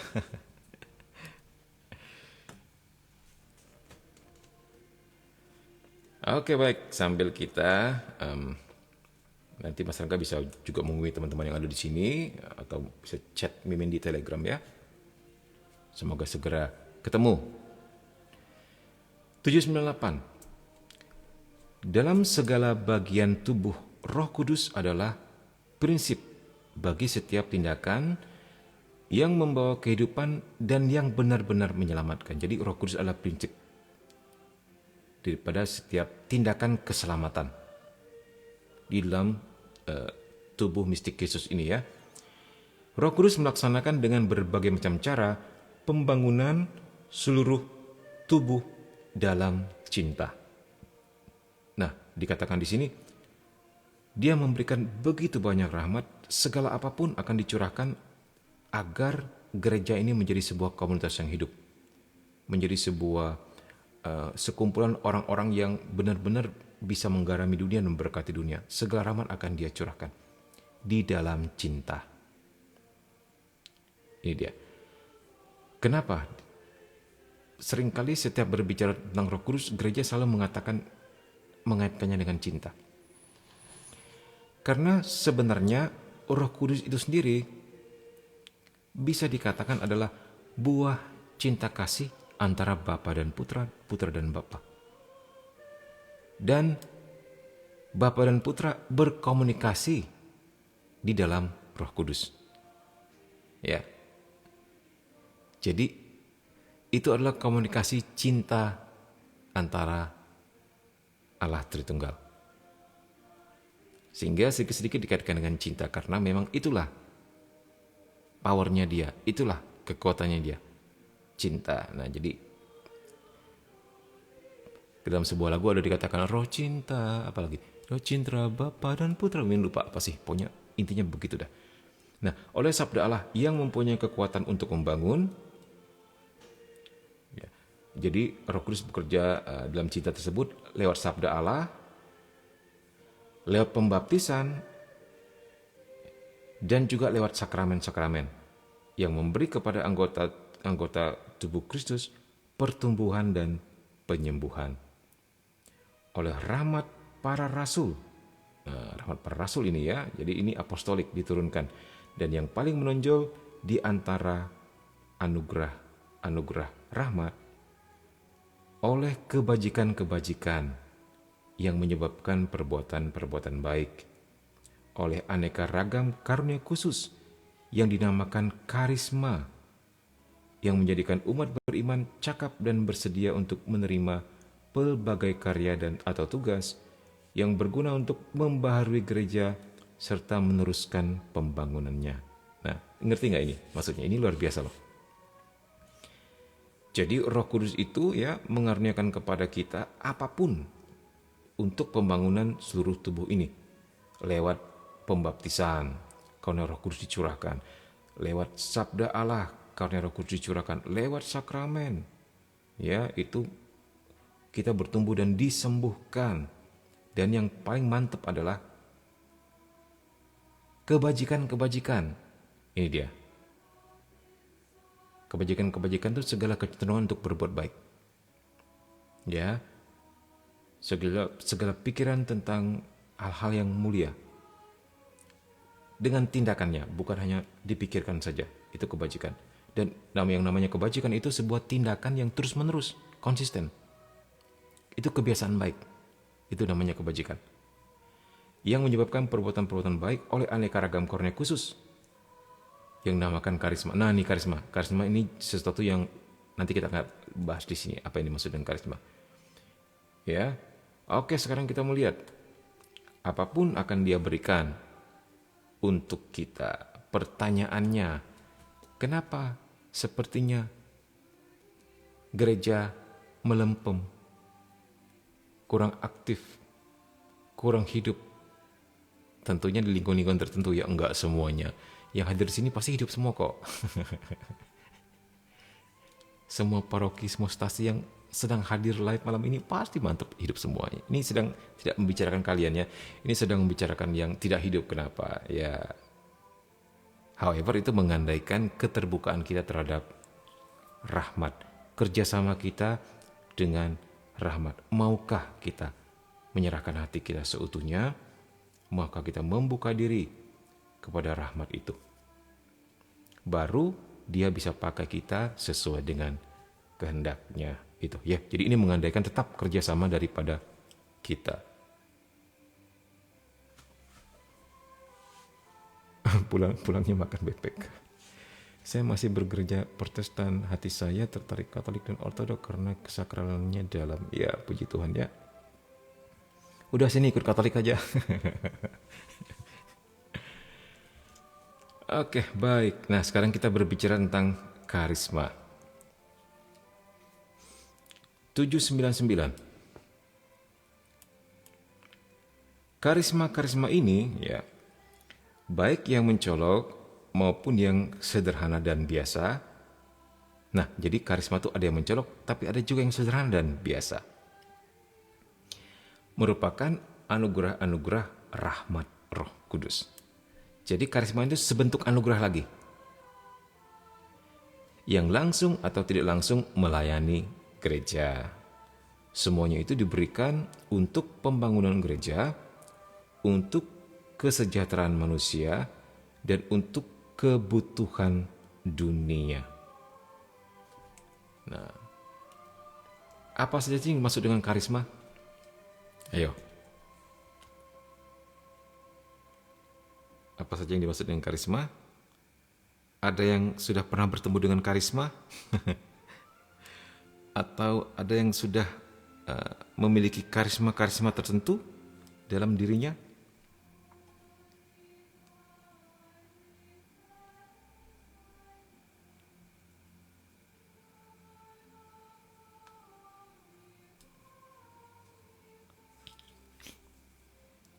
Ya.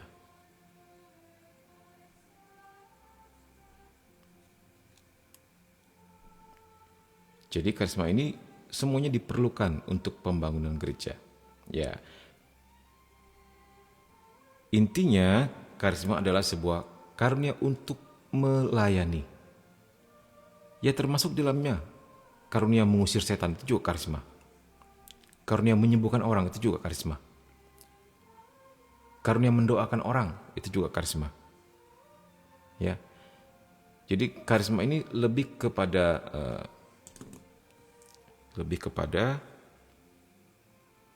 pelayanan keluar, bukan untuk diri sendiri, diberikan untuk pembangunan iman jemaat.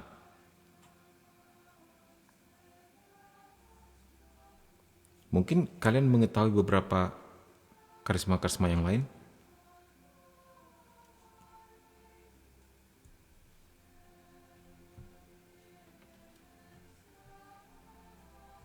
Karisma itu cahaya, bukan? Atau motor merek karisma gitu ya.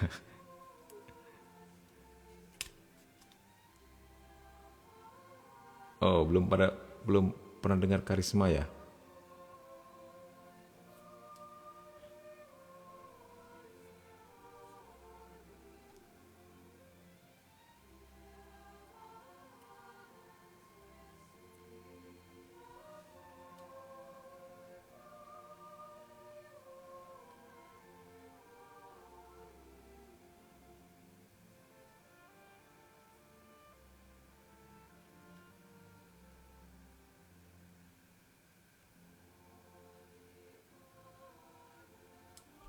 Ini sebentar, ini ada yang sedang bermasalah nih dengan Mimi ini, bentar ya.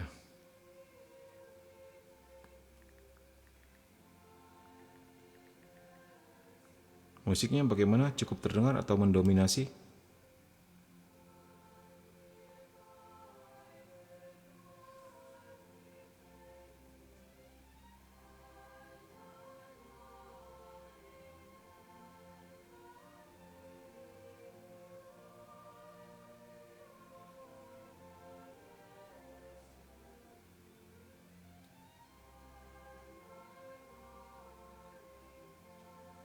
Aman ya, puji Tuhan.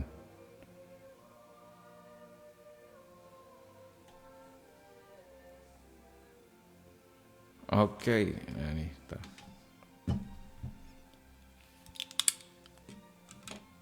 Baik, kita jelaskan sedikit tentang karisma ya.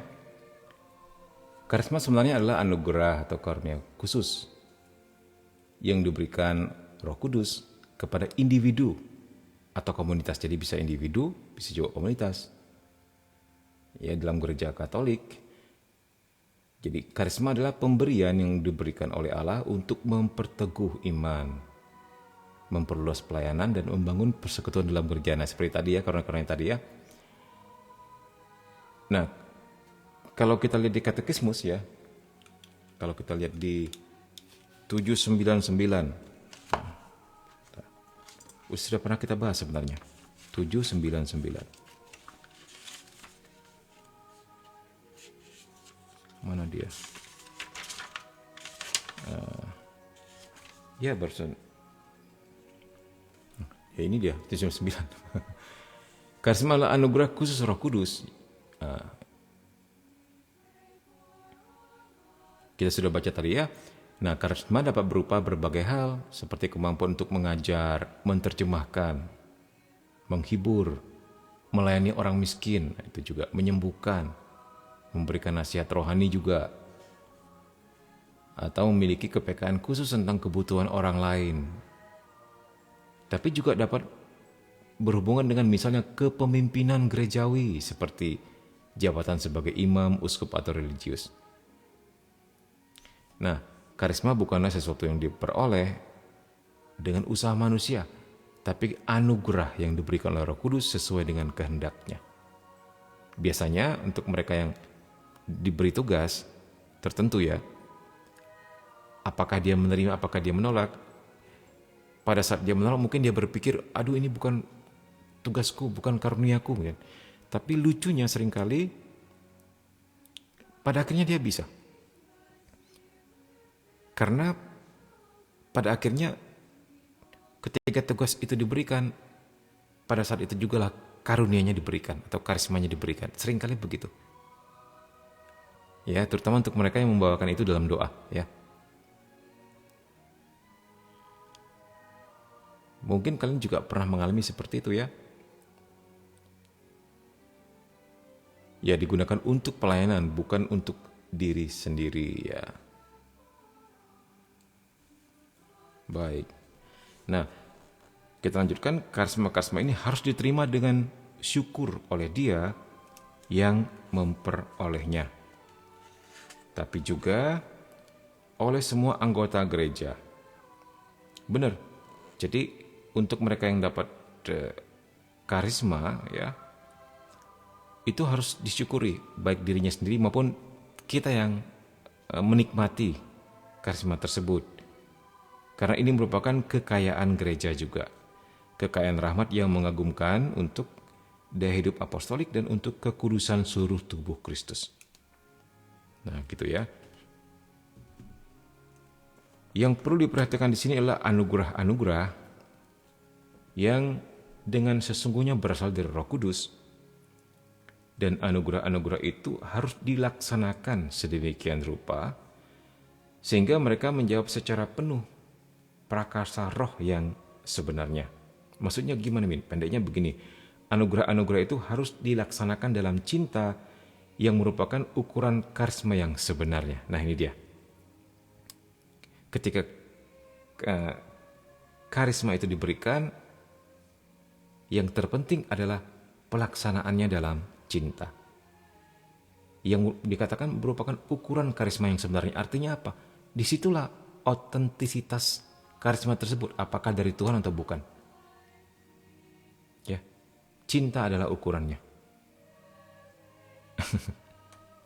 Cinta adalah ukurannya. Ini dari Tuhan atau ini dari Roh Kudus atau dari Roh Kudus gitu. Ya, lagi-lagi nggak bisa dilepaskan dari cinta karena roh adalah cinta. Seperti yang sudah kita jelaskan tadi, ya. Oke, poin terakhir.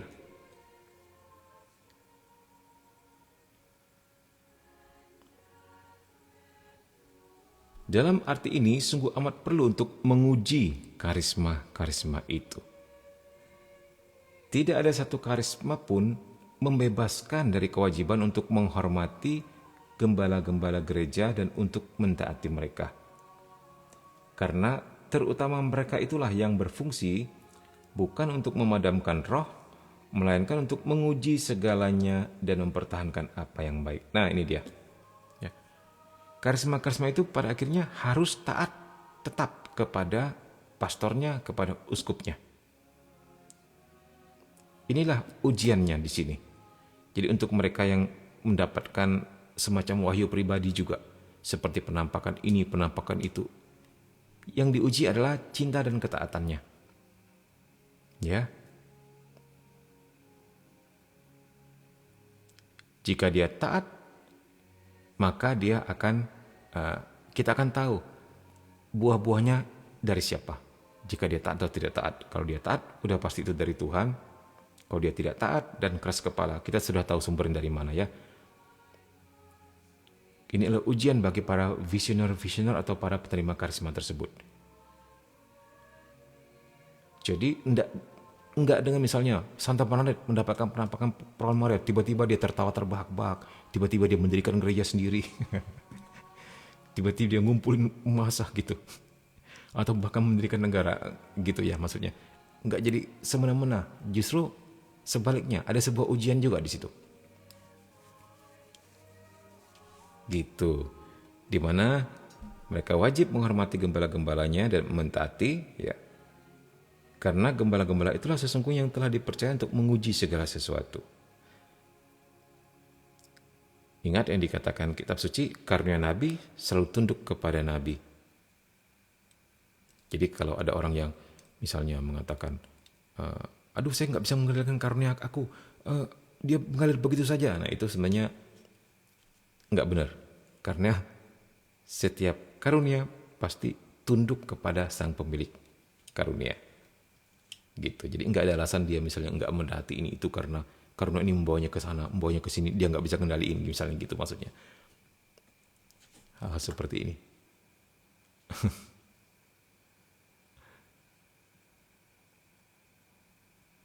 Bernubuat itu termasuk dalam yes, karisma juga itu, ya.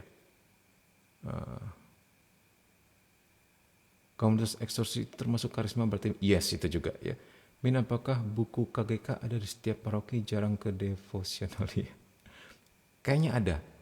Kalau parokimu punya toko-toko buku rohani, ini itu kok harusnya ada nih di setiap tokoh-tokoh rohani yang ada di gereja, ya. Selalu disediakan ini. Harus dibeli, setiap orang Katolik harus punya satu ini. Kalau belum ikut katekismus nggak boleh perjamuan kudus, ya men? Iya, bukan katekismus, katekumen maksudnya. Katekumen kemudian dibaptis. Nah, ketika dibaptis itu kamu setelah itu baru bisa terima komuni. Jadi di dalam katekumen itu ntar diajarkan juga tentang tubuh dan darah Kristus, dan kemudian sikap-sikapnya, prosedurnya, upacaranya seperti apa aja. Jadi ketika kamu dibaptis saat itu juga langsung terima komuni. Begitu.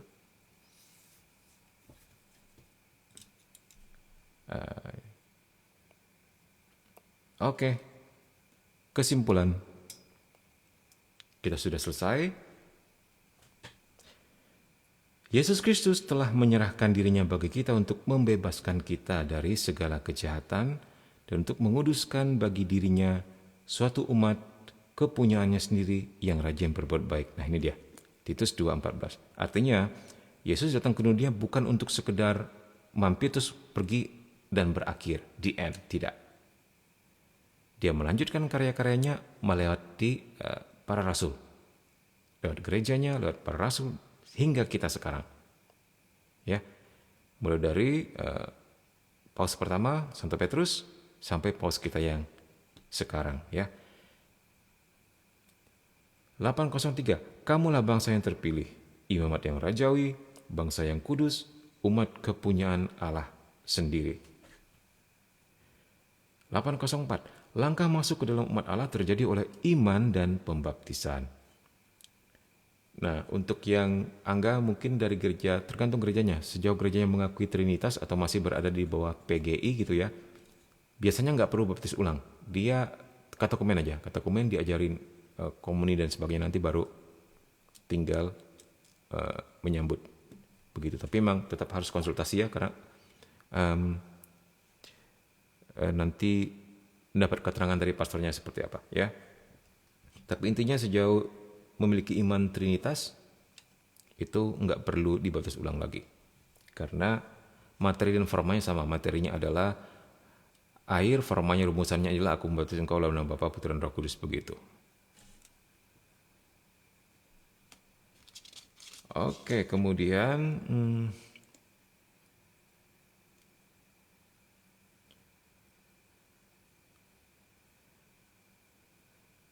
langkah masuk ke dalam umat Allah terjadi oleh iman dan pembaptisan. Oke, tadi semua manusia dipanggil kepada umat Allah yang baru, yang lahir baru maksudnya, bukan dari fisik lagi, tetapi dari iman dan pembaptisan ya, supaya menjadikan manusia itu satu keluarga dan satu bangsa dalam Kristus.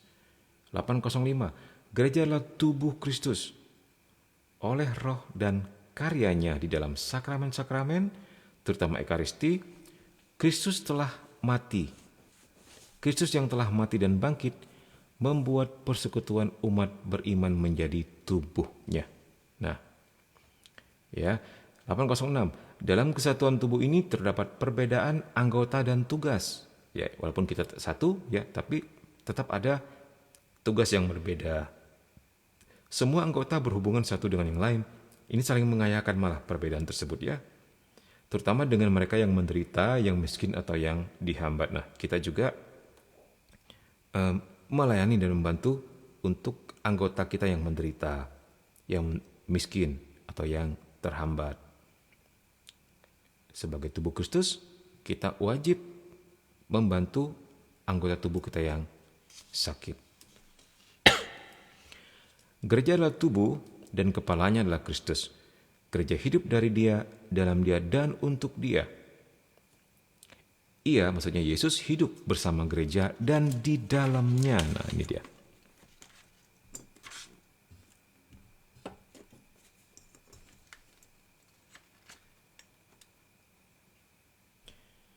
Poin berikutnya, gereja adalah mempelai wanita Kristus. Ia mengasihinya dan menyerahkan dirinya untuk Dia. Ia telah membersihkannya dengan darahnya dan telah menjadikannya ibu yang subur untuk semua anak Allah. Jadi, ingat ketika Yesus mengatakan apa? Kerajaan Allah sudah dekat. Ingat kan? Di Alkitab, setiap Yesus mengatakan, kerajaan Allah sudah dekat, itu artinya adalah dia sedang mendirikan gerejanya di akhir zaman. Kerajaan Allah yang dimaksud adalah gereja, yang adalah kita itu sendiri. Jadi kalau dia bilang kerajaan Allah sudah dekat, itu bukan akhir zaman sudah dekat ya. Jangan salah dia mengerti. Kita inilah yang disebut kerajaan Allah oleh Yesus Kristus. Kita akan membawa sebuah kerajaan baru, yaitu kerajaan kasih yang lahir dari air dan roh. Gereja adalah keniscayaan Roh Kudus. Roh adalah sekaligus jiwa tubuh mistik, prinsip bagi kehidupannya, bagi kesatuan dalam perbedaan dan bagi kekayaan, anugerahnya dan karisma. Tadi sudah kita bahas, ini sebagai pengingat saja. Jadi demikianlah, seluruh gereja tampak sebagai umat yang disatukan berdasarkan kesatuan Bapa dan Putra dan Roh Kudus. Amin, mantap ya. Selesai sudah. Terima kasih teman-teman semua untuk kehadirannya, untuk apresiasinya, untuk like-nya, untuk gift-giftnya, untuk share, untuk komen-komen dan segala macam pertanyaannya ya. Mimin senang sekali malam ini ditemani walaupun batuk-batuk. Semangat kalian menyemangati Mimin juga ya. Baik, kita mau siapkan hati kita untuk berdoa.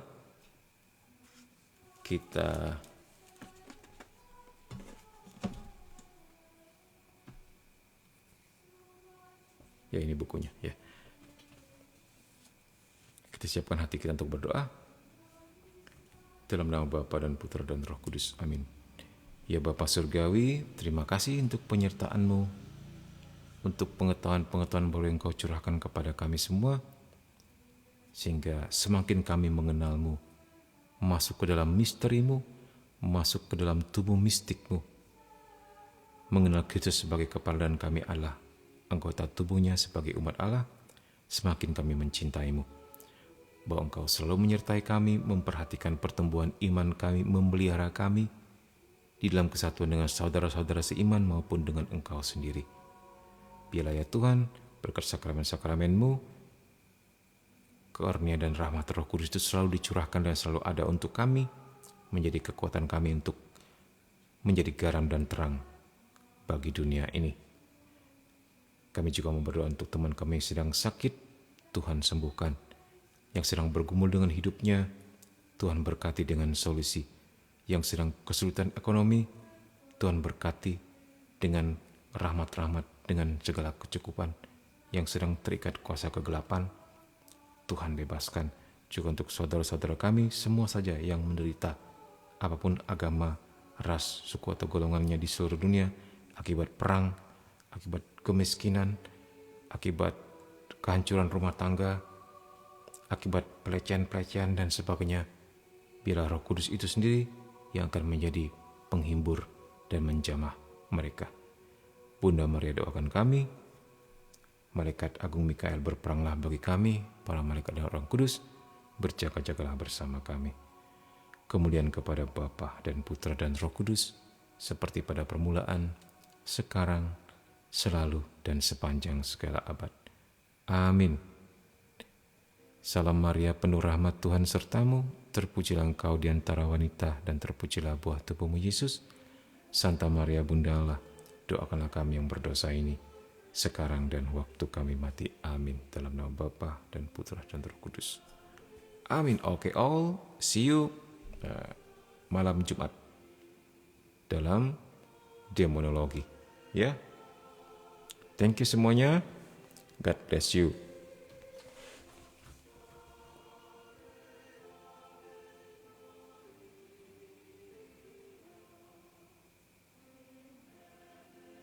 Ya, sampai jumpa Kamis malam ya.